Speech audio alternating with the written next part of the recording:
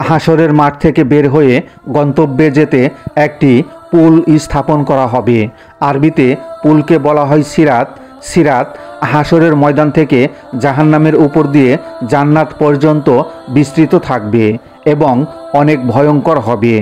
মানুষের আমলনামা ওজন এবং হিসাব নিকাশের পর সবাইকে ফেরেশতারা আল্লাহর নির্দেশে পুলসিরাত দেখিয়ে দিয়ে বলবেন, এটাই তোমাদের গন্তব্যে পৌঁছার পথ।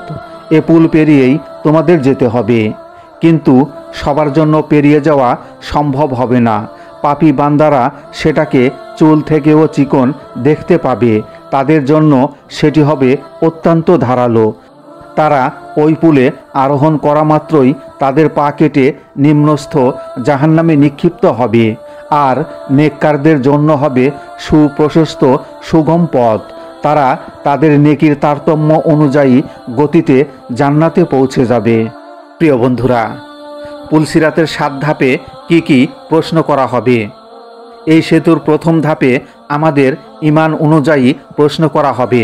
আমাদেরকে ঈমানের আরকান সম্পর্কে জিজ্ঞাসা করা হবে, যার মধ্যে আল্লাহর প্রতি ঈমান, ফেরেশতাদের প্রতি ঈমান, পবিত্র গ্রন্থের প্রতি ঈমান, সকল নবী রাসূলের প্রতি ঈমান, আখিরাতের উপর ঈমান এবং ভালো মন্দ আগে বিশ্বাস, এই সকল প্রশ্ন থাকবে। যখন কেউ এই সমস্ত প্রশ্নের উত্তর দিতে সফল হবে তখন তাকে পরবর্তী ধাপে পাঠানো হবে, যেখানে তাকে নামাজ সম্পর্কে জিজ্ঞাসা করা হবে। পূর্ণ নামাজ পড়েছিল কিনা? যারা তাদের নামাজ সঠিকভাবে আদায় করবে তাদের নামাজ তাদের জন্য একটি নূর হয়ে যাবে, যারা তাদেরকে পরবর্তী ধাপে পথ দেখাবে। অতঃপর তৃতীয় ধাপে তাদের জাকাত সম্পর্কে জিজ্ঞাসা করা হবে। যারা সব সময় সঠিকভাবে জাকাত আদায় করেছে তারা এই ধাপ থেকে পরবর্তী ধাপে একটি ঠান্ডা ঝোড়ো বাতাসের মতো পৌঁছাবে। যেখানে চতুর্থ ধাপে তাদেরকে রমজানে রোজা সম্পর্কে প্রশ্ন করা হবে। যেখানে রোজা রাখা এবং কোরআন তেলাওয়াত সেই ব্যক্তিকে সাহায্য করবে। এবং রাসূলুল্লাহ সাল্লাল্লাহু আলাইহি ওয়াসাল্লাম বলেছেন, সে সময় রোজা বলবে, হে আল্লাহ, আমার কারণে এই ব্যক্তি সারাদিন ক্ষুধার্ত তৃষ্ণার্ত ছিল এবং নিজেকে নফসের কামনা বাসনা থেকে বিরত রেখেছিল। হে আল্লাহ, এই ব্যক্তিকে ক্ষমা করে দিন। কুরআন বলবে যে সে আমার তিলাওয়াতের কারণে রাতে ঘুমায়নি, তাকে ক্ষমা করুন। এবং অতঃপর মহান আল্লাহ তাআলা তাকে ক্ষমা করবেন এবং তাকে পরবর্তী ধাপে অর্থাৎ পঞ্চম ধাপে পাঠাবেন, যেখানে তাকে হজ সম্পর্কে জিজ্ঞাসা করা হবে। এবং এইভাবে সফল হওয়ার জন্য শারীরিক ও আর্থিকভাবে সক্ষম প্রত্যেক মুসলমানের তার জীবনে অন্তত একবার হজ করা।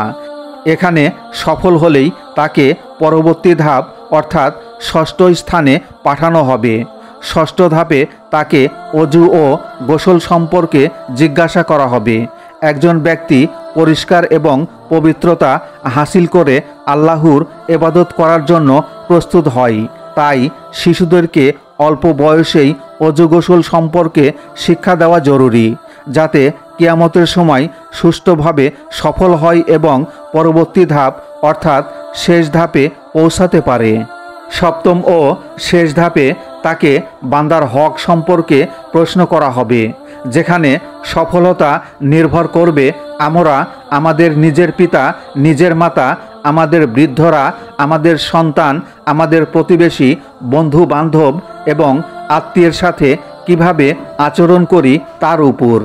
যদি কেউ অন্যের হক নষ্ট করে, যেমন অন্যতম হলো সম্পদ আত্মসাৎ করা, চুরি করা, ডাকাতি করা, কাউকে গালি দেওয়া, কারো গীবত করে, তাহলে তার জন্য এই ধাপ অতিক্রম করা খুব কঠিন হবে এবং তারা তা অতিক্রম করতে পারবে না।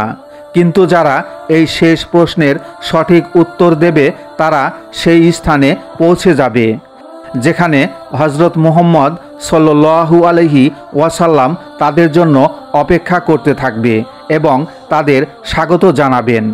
যেখানে তাদের জন্য 2টি পানির ফোয়ারা থাকবে, যার পাশ হিরে জহরত দ্বারা তৈরি করা হয়েছে। তারা একটি ঝর্ণা গোসল করবে এবং অন্যটি থেকে পানি পান করবে। তারপর তারা জান্নাতের দরজায় পৌঁছে যাবে।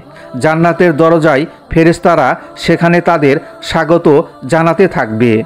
তারা জান্নাতে পা রাখবে এবং এমন এক অন্তহীন জীবনে প্রবেশ করবে যা কখনো শেষ হবার নয়।